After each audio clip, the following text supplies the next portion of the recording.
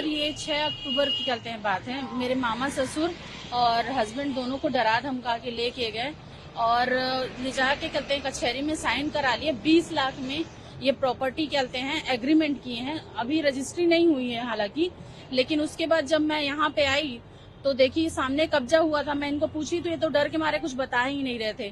फिर जैसे तैसे मेरे को समझ में आया कि कुछ गड़बड़ है।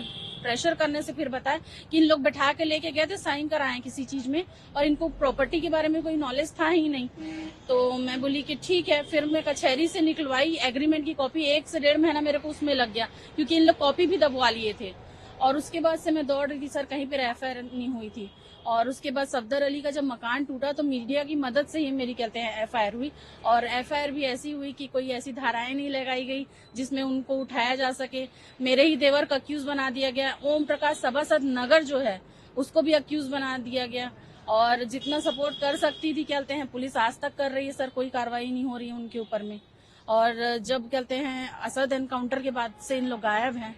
अब देखिए सर क्या होता है।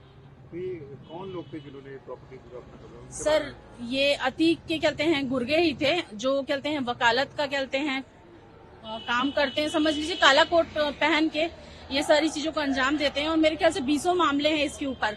जो रणविजय सिंह है और उसका जूनियर है मोहम्मद आसिफ, जो आया था हमको और अपने आप को अतीक का गुर्गा और गद्दी बताता है, क्योंकि वो भी बख्शी मोड़ा का है। तो बहुत ईजी होता है विश्वास करना इंसान के लिए, और गद्दी भी है जात से। तो उसी का फायदा उठा के अतीक का आदमी बोल के वो डरा धमका के कहते हैं ये सारी चीजें किया। हालांकि रणविजय सिंह को तो हम लोग जिस दिन क्या बोलते हैं ये एग्रीमेंट हुआ है उसके बाद में हम लोग ना कभी देखे हैं ना पहले देखे थे।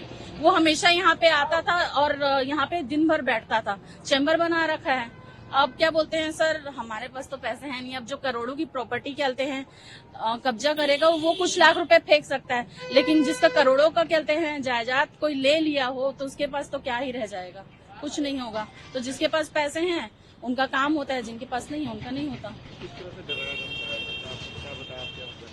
सर मेरे हस्बैंड कहते हैं यहाँ पे अकेले थे और मैं रायपुर में कहते हैं थी। मेरा गाड़ियों का काम है, तो बोले कि तेरी बीवी कहते हैं रायपुर गई है, वहां से उठवा ली जाएगी। तो चुपचाप बैठ के चल करके मेरे मामा ससुर इनको बैठा लिए। और हमेशा ये था कि एक डर लगा रहता था क्योंकि मामा ससुर भी अपने दोस्ती यारी में जाके बैठते थे, क्योंकि उनको दिखाई सुनाई देता नहीं। तो वो कहीं भी बोलोगे कि चल करके, अभी तो हम लोग समझा दिए कि किसी के साथ बैठ के जाना नहीं। कोई बोल देगा कि हाँ तेरे भतीजे लोग बुला रहे हैं, भांजे लोग बुला रहे हैं, उनको उठा लिए। तो एक अलग सा डर वो भी है।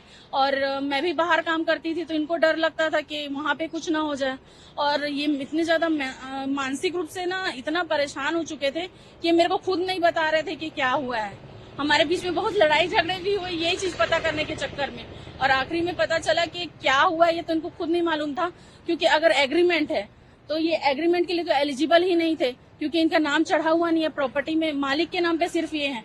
वो इतना दिमाग लगा लिए कि क्या बोलते हैं बस साइन कराना है करके किसी को भी साइन करा लो, प्रॉपर्टी लिखवा लो। अगर कहते हैं जो आदमी एलिजिबल नहीं है किसी प्रॉपर्टी को बेचने के लिए, उसका अगर साइन आप लेते हो तो वो कहाँ से डॉक्यूमेंट्स नहीं है। तो की प्रॉपर्टी पर कितने में इन्होंने ली थी, मतलब किस तरह से क्या किया? सर इसका कहते हैं जो नॉर्मली जो गवर्नमेंट रेट रहता है वो 1,65,90,000 कुछ रुपए है।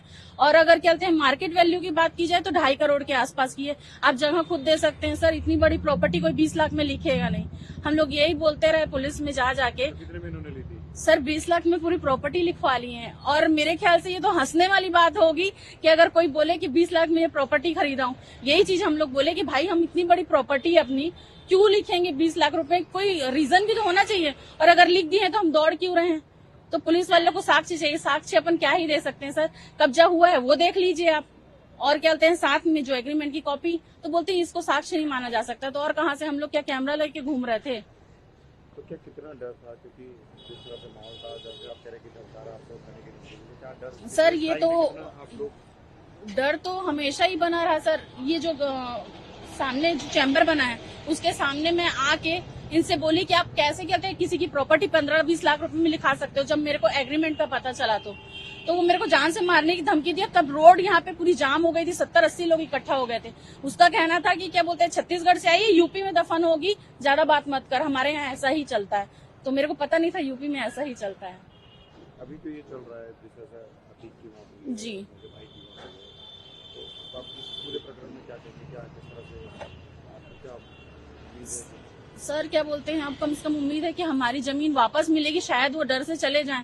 लेकिन एक डर ये भी है कि अतीक के जो गुर्गे हैं, यानी वो आज के तो हैं नहीं, कब से क्या बोलते हैं ये काम कर रहे हैं। अतीक का जो बीज बोलते हैं, जो बोया गया था, आज पेड़ बन चुका है। यानी अपने आप में वो इतने शक्तिशाली हैं कि कुछ कहा नहीं जा सकता। लेकिन उम्मीद है कि जब अतीक जैसा आदमी जा सकता है तो फिर इन लोग तो कुछ भी नहीं है उसके सामने।